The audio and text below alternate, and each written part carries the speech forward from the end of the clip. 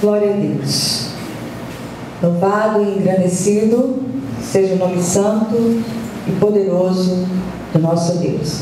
Meus amados irmãos, vamos abrir nossa Bíblia hoje no Evangelho de Mateus, capítulo 4.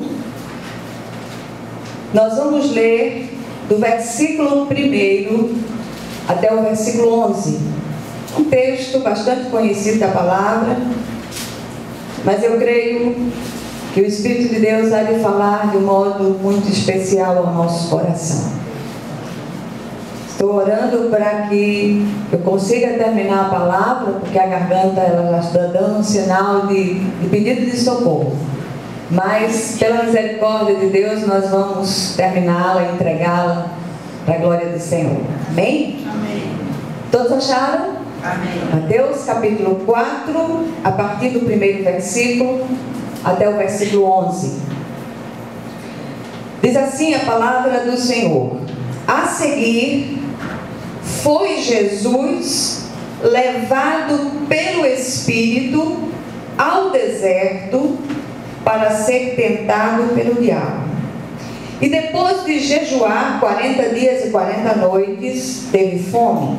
Então, o tentador, aproximando-se, lhe disse: se és filho de Deus, manda que estas pedras se transformem em pães. Jesus, porém, respondeu: está escrito, não só de pão viverá o homem, mas de toda palavra que procede da boca de Deus. Então o diabo levou a cidade santa, colocou-o sobre o pináculo do templo e lhe disse: se és filho de Deus, atira-te abaixo, porque está escrito, aos seus anjos ordenará a teu respeito que te guardem, e eles te susterão nas suas mãos, para não tropeçares na alguma pedra. Respondeu-lhe Jesus: também está escrito, não tentarás o Senhor teu Deus. Levou ainda o diabo a um monte muito alto, mostrou-lhe todos os reinos do mundo e a glória deles, e lhe disse: tudo isto te darei, se prostrado me adorares. Então Jesus lhe ordenou: retira-te, Satanás, porque está escrito, ao Senhor teu Deus adorarás, e só a ele darás culto. Com isto o deixou o diabo, e eis que vieram anjos e o serviram. Amém? Vamos orar mais uma vez. Querido Deus e Pai, nós clamamos pela Tua presença, rogamos que o Senhor nos assista na nossa fragilidade, na nossa pequenez, que o abrir da minha boca e o meditar do meu coração sejam agradáveis na Tua presença, rocha minha e redentor meu. Que o Senhor possa falar de um modo claro e vivo ao nosso coração, como mestre por excelência, como Senhor da igreja, e que os ouvidos e olhos espirituais sejam desvendados, e tudo que tentar roubar essa palavra, nós já repreendemos em nome de Jesus. Amém? Amém. Foi interessante porque o pastor Malta, ele não sabia da palavra, ele não sabia aquilo que nós tínhamos lido nesses dias a respeito dessa palavra, e todas as orações, os cânticos todos remetiam a essa palavra, falavam em vales, falavam em desertos, falavam no Senhor, seu grande conquistador. E eu queria chamar a atenção da igreja, eu queria estimular você que entrou aqui a vencer a tentação, se fortalecendo em Cristo, que é a própria graça encarnada. Ele venceu para que pudéssemos vencer. A igreja contemporânea precisa voltar às origens, a igreja contemporânea precisa voltar a alicerçar-se na palavra. A gente tem visto e tem combatido de certa maneira aquilo que tem sido apregoado pela teologia da prosperidade, essa questão insistente, essa questão contumaz, de levar as pessoas a tropeçarem, levar as pessoas a terem um olhar apenas no aqui e agora. Nós precisamos dia a dia nos revestir, nos fortalecer em Cristo e na força viva do seu poder. Estamos vivendo dias difíceis sobre a terra, E o povo de Deus precisa estar alicerçado sobre a rocha viva que é Jesus. Eu sinto falta daqueles crentes do passado, de crentes que nós conhecemos, crentes que nós fomos testemunhas da vida desses crentes amados. Hoje nós encontramos poucos desses crentes, há muitos joelhos que não têm se dobrado a outros deuses, há muitos joelhos que têm se mantido fiéis ao Senhor, e nós glorificamos a Deus por isso. Amém? Então, queridos, o texto lido, eu reputo em um dos mais intrigantes relatados pelos evangelhos. Por isso que eu fiz uma pausa na leitura, logo no início. Ele começa dizendo que Jesus foi levado pelo Espírito, com letra maiúscula, se referindo ao Espírito Santo, ao deserto para ser tentado pelo diabo. Como nós podemos entender essa ação do Espírito? Antes de entrarmos no propósito, no cerne dessa tentação, é preciso lembrar que assim como o primeiro Adão confrontou-se com o adversário, o segundo Adão, Jesus, também se confrontou com ele. E vale a pena lembrar aos irmãos, um certo pensador cristão disse que o povo de Deus precisa ser mais lembrado do que instruído. E nós precisamos sempre voltar aos mesmos textos para que a gente traga a memória, a gente evoque as grandes verdades de Deus. E vale a pena salientar aqui que enquanto o primeiro Adão se deparou com o tentador, num jardim maravilhoso, num jardim aprazível, onde ele estava cercado de todas as coisas agradáveis e necessárias para o conforto do primeiro Adão, ele confrontou-se com ele e sucumbiu. Ele não resistiu à tentação. O segundo Adão o enfrentou num deserto abrasador, depois de um longo período de jejum de 40 dias e 40 noites. E logo aqui nós entendemos que a hora da tentação é a hora da nossa fraqueza, é a hora da nossa debilidade. Por isso que tantas vezes na palavra de Deus nós ouvimos do Senhor as exortações, não só de Jesus, mas dos discípulos de Jesus também, para orarmos e vigiarmos. A oração vigilante, ela precisa fazer a diferença na vida do servo de Deus. Primeiro Adão, ele perdeu a batalha, encerrando a humanidade no pecado e na morte. Mas Jesus venceu aquela batalha contra Satanás e continuou vencendo em outras tantas, culminando na sua grande vitória na cruz do Calvário. Por tudo isso, eu queria chamar a sua atenção para a ideia central desse texto, que é ressaltar que o propósito da tentação de Jesus é mostrar que ele foi tentado para que toda criatura no céu, na terra e debaixo da terra soubesse que ele é o grande conquistador. Jesus é o grande vencedor. Amém? E ele venceu, ele desmascarou Satanás e suas táticas e o derrotou. E por causa de sua vitória, podemos vencer toda e qualquer tentação. Amém? Amém. Glória a Deus. Então, queridos, há duas grandes salas de aula de Deus. A primeira é o vale, também chamado por alguns de Estreito de Jeová, e o deserto. Toda vez que somos levados pelo Espírito Santo para uma delas, nós já vamos habilitados para sair dali vencedores, por causa da vitória de Jesus na cruz do Calvário. Amém? Glória a Deus.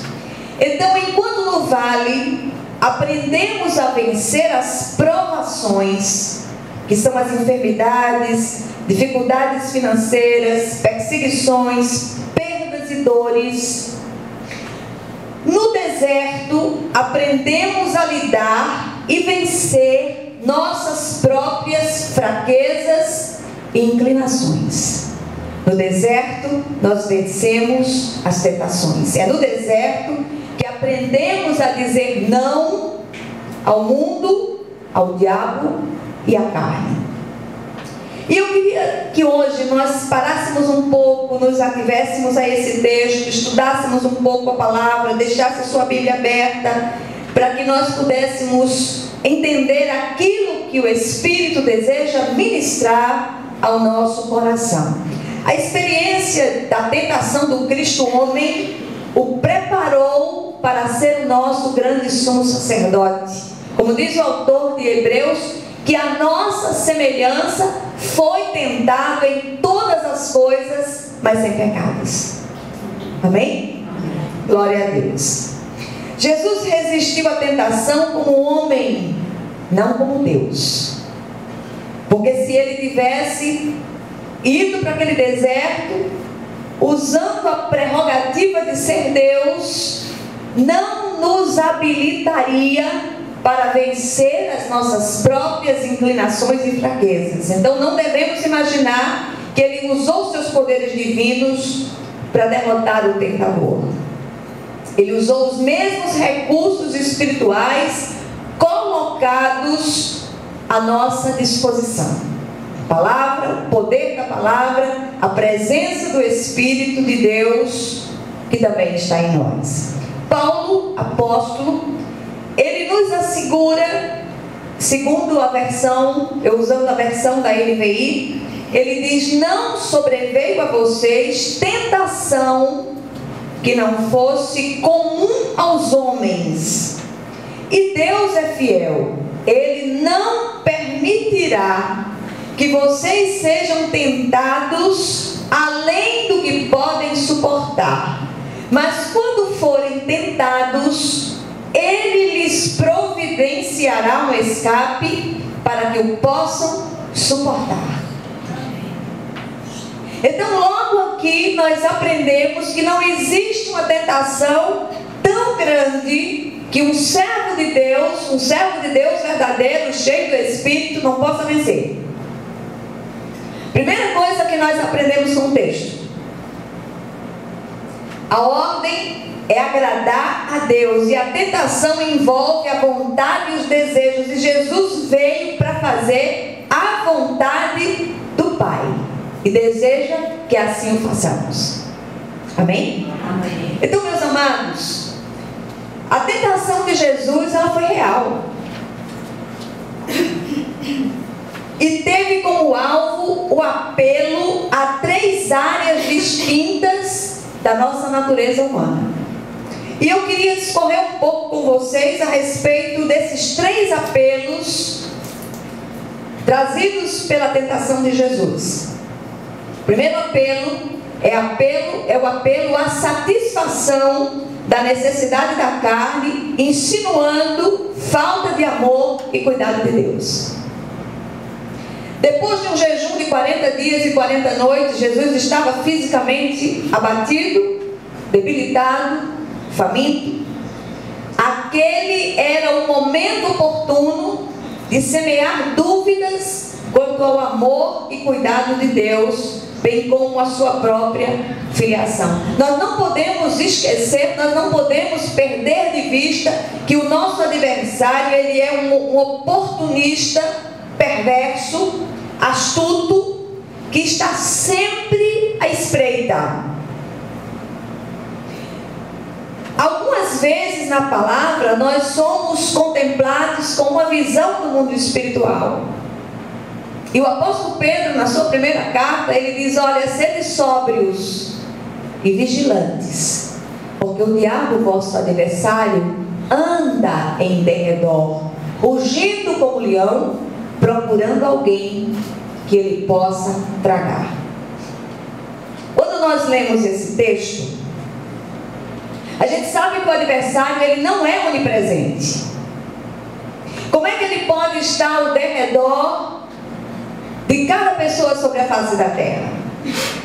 E a gente imagina que ele, como líder de grandes hostes infernais, numerosas hostes infernais, ele designa determinados demônios, para que eles estejam ao derredor daquela pessoa vindo se alimentar de uma fraqueza específica. Fraquezas específicas que todos nós temos. Não há uma só pessoa sobre a face da terra que não tenha áreas de vulnerabilidade. Então vigie nessas áreas. Não permita que essas áreas fiquem desguardadas. Não baixe o muro, não baixe a guarda, não baixe as armas. Permaneça em oração vigilante e perseverante. E quando a situação estiver muito difícil de você resistir, deixa eu dar outro conselho a você: fuja, corra, saia desse lugar. Se você não resiste àquela tentação que tem fustigado a sua vida e que tem estado ali à mercê daquela figura que está ao derredor, fuja, meu irmão, minha irmã, em nome de Jesus. Amém? Eu não sei se você já parou para pensar que passa por nossas cabeças tantas coisas absurdas na hora da tentação, na hora da necessidade. Como, por exemplo, Deus não me ama, Deus esqueceu de mim, Ele não responde mais às minhas orações. Outro dia chegou um irmão aqui e disse: pastora, olhe, veja se Deus fala comigo. Eu digo: oi, você perdeu a sua Bíblia? Abra a sua Bíblia, vá ler a palavra, medite na palavra, escolha um texto bíblico, escolha um livro bíblico, não faça bibliomancia.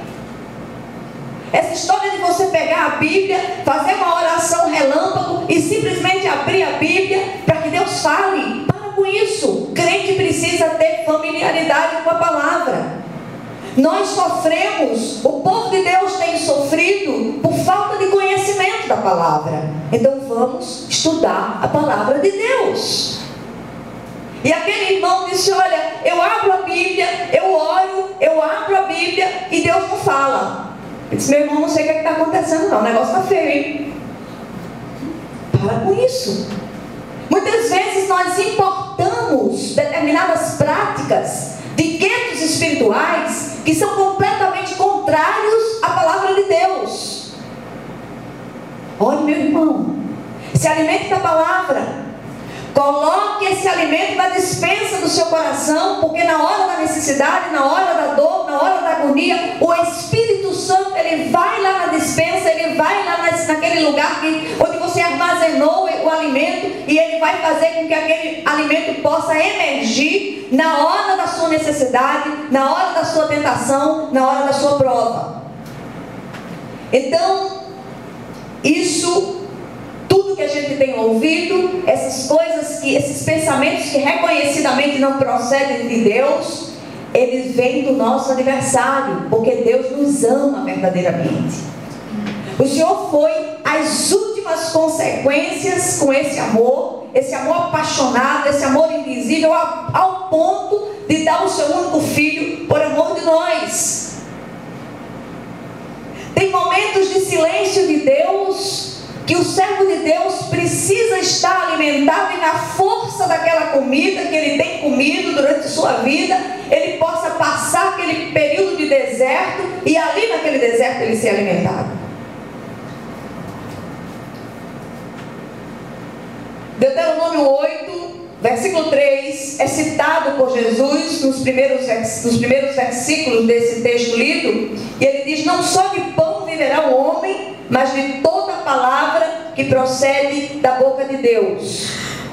Alimentar-se da palavra é mais importante que satisfazer as necessidades e inclinações da carne. O crente que se alimenta da palavra, ele tem um vigor diferente, ele tem um brilho nos olhos diferente, ele frutifica de forma diferente, mesmo no meio do deserto. Ele faz desse deserto um manancial.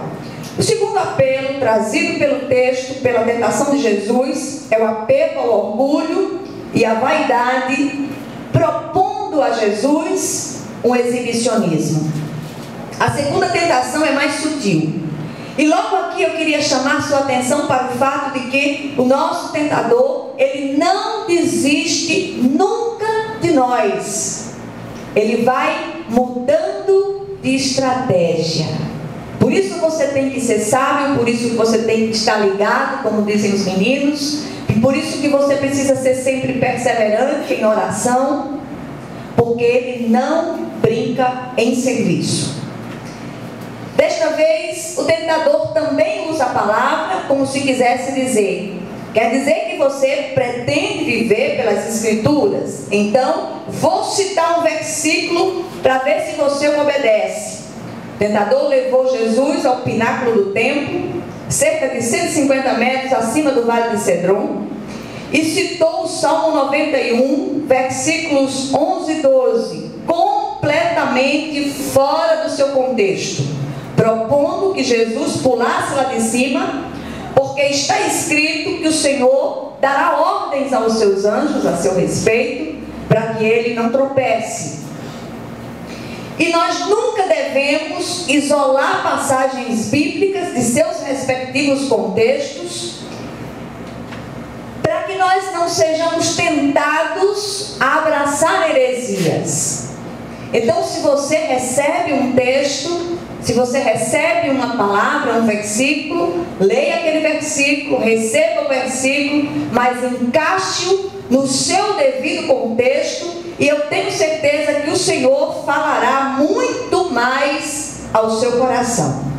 Amém? Coisas espirituais precisam ser conferidas com coisas espirituais. A palavra explica a palavra. Cuidado com os falsos profetas, que apesar de usar as Escrituras, não falam da parte de Deus. Antes, retalham a palavra para respaldar suas heresias e caçar almas para si. Eu queria fazer um pequeno parêntese aqui e chamar a atenção da igreja para um fato importante. O povo de Deus precisa aprender a ser dependente de Deus. Amém? Amém. Quando nós transferimos essa dependência para homens, é uma tragédia. Porque todos nós, incluindo o pastor Malta e a mim, todos nós somos falhos, nós somos limitados, nós somos imperfeitos, nós estamos aqui e estamos ainda sendo trabalhados por Deus, estamos sujeitos a erros. Mas quando nós colocamos a nossa confiança e dependência no Senhor, nós não somos abalados em nenhum momento. Amém? Amém. Glória a Deus. Então eu queria chamar a sua atenção. Tentamos o Senhor quando nos colocamos deliberadamente em situações que o obrigam, ou nós tentamos obrigá-lo a intervir em nosso favor. Então tem muito crente que não pode comer gordura, por exemplo, e se empanturra de gordura, que parece que é raciado com carro. Tem que estar comendo óleo e graxa, é um negócio impressionante. Para com isso, você está tentando a Deus. Você é diabético, você se empanturra de doce, porque você sabe que o Senhor, Ele vai lhe curar. Então para com isso em nome de Jesus. Então são tantas coisas que a gente precisa se vigiar, que nós muitas vezes fazemos vista grossa para determinadas coisas. Tentamos o Senhor quando direcionamos os holofotes da fama para nós, quando a honra e a glória devem ser dados ao Senhor. A postura vaidosa e exibicionista de muitos que se dizem servos de Deus não o glorificam, antes glorificam a si mesmos.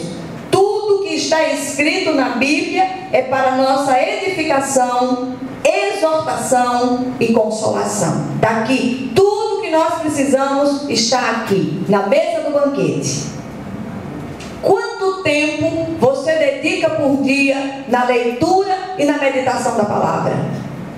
Quanto tempo você dedica por dia nas suas orações? Aquela hora de recolhimento, aquela hora em que você entra no seu quarto, você fecha a porta, você fala ao seu pai que vem em secreto e seu Pai que vem em secreto lhe recompensa. Vamos parar para pensar nisso. Tudo que somos, temos, sabemos ou fazemos é pela graça de Deus e deve ser para a excelsa glória do nome do Senhor. Terceiro e último apelo, nós vemos nos versículos 8 a 11, é o apelo a fugir do sofrimento, um atalho para o reino. E a gente tem visto uma tendência sobre a igreja contemporânea de fugir do sofrimento. É como se houvesse uma ressurreição de uma filosofia grega chamada hedonismo, que busca avidamente o prazer pelo prazer. Mas quando no meio de um propósito de Deus tem uma tormenta pela qual passamos, não tem jeito, nós vamos ter que passar por ela. E precisamos ser fortalecidos por Ele para atravessar esses momentos de deserto. O tentador insiste e não desiste nunca. Ele está sempre tornando-se mais sutil em cada ataque. Nessa tentação ele oferece a Jesus um atalho para o reino. A grande sutileza aqui era livrar Jesus do sofrimento da cruz, em troca de receber dele a adoração só devida ao Altíssimo. Isso foi algo que ele sempre quis. Note que fugir do sofrimento é o alvo de muitos e a Bíblia nem sempre nos promete isto.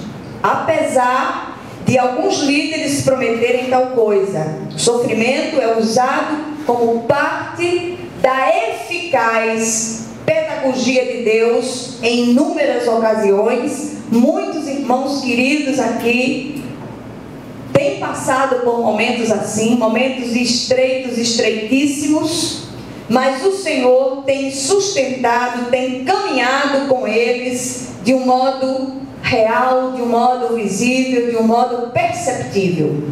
Jesus, ele tinha plena consciência de sua missão. Não pode haver ressurreição sem cruz. O evangelho sem cruz é capenga, é um evangelho de facilidades, é um evangelho raso, sem compromisso com Deus. E Jesus aqui mais uma vez rejeita aquela tentação com a palavra. Está escrito. Note que Satanás não havia mencionado nada sobre prestar culto. Mas Jesus sabia que adoração e serviço andam juntos. O diabo ali se apartou de Jesus, mas não desistiu de tentá-lo. A gente vê em inúmeras outras passagens a ação dele tentando tirar Jesus do rumo da cruz, usando até o próprio apóstolo Pedro, quando, depois de fazer uma confissão tremenda a respeito da pessoa de Jesus, de quem era Jesus, ele diz que de modo nenhum Jesus morrerá crucificado.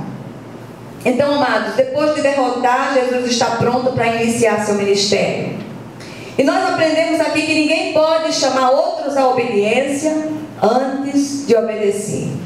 Tudo que o Senhor requer de nós é compromisso, é obediência. Se você é um servo de Deus, se você tem convicção plena da sua salvação, se você crê verdadeiramente que Jesus é o seu Senhor e o seu Salvador, você vai entender aquilo que eu estou falando nessa noite. Amém?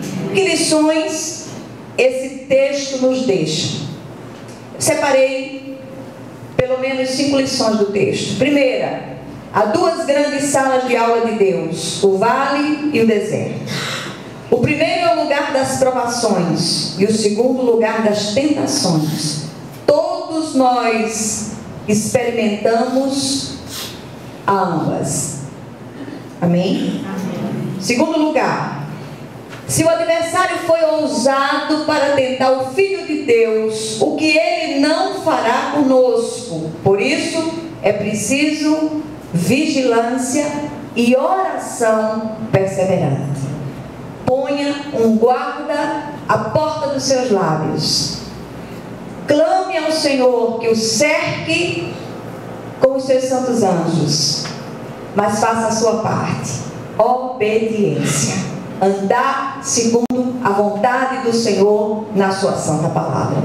Sozinhos nós não conseguimos, mas nós somos assistidos e guiados pelo Espírito Santíssimo de Deus, que está ali sempre preparado para nos socorrer.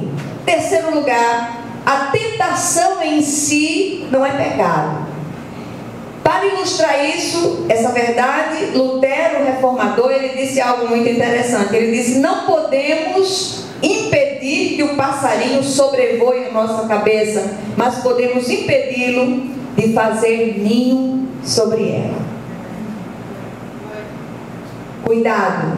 Cuidado com aquele site, cuidado com aquela revista, cuidado com aquele caminho, cuidado com aquelas companhias, principalmente vocês jovens que estão aqui nos ouvindo nessa noite.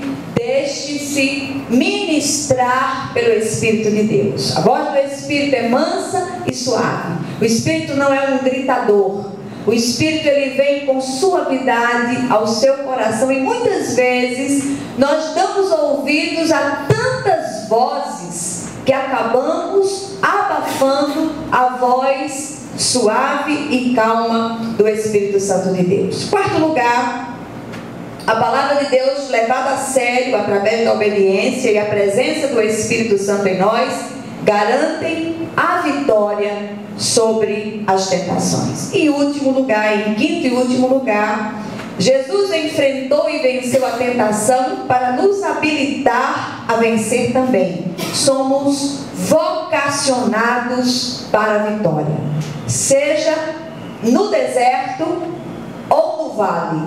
O Senhor nos habilita para vencer. Aliás, a palavra de Deus diz que nós somos mais do que vencedores. Amém? Que o Senhor, ele possa aplicar essa porção da palavra ao seu coração, em nome de Jesus. Amém? Queria chamar o diácono Tião para que ele abençoasse os dízimos e as ofertas, sempre dizendo ao visitante: você não precisa fazer isso. A oferta da nova aliança, ela não é por medo do devorador, ela é em gratidão a Deus por tudo que Ele tem concedido ao seu povo e para que haja sustento na sua obra.